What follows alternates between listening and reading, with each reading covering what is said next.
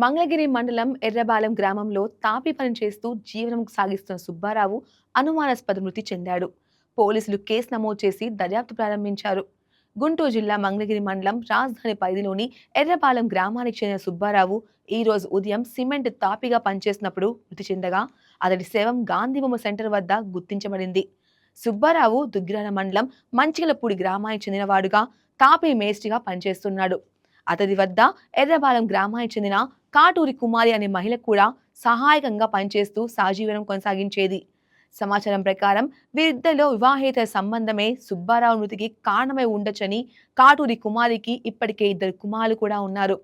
ఆమె భర్త నాగరాజుతో దూరంగా ఉండటం, సుబ్బారావుతో సహజీవనం చేసుకోవడం సుబ్బారావు చావుకు మునుపడే సమస్యలు సృష్టించాయని స్థానికులు వెల్లడించారు.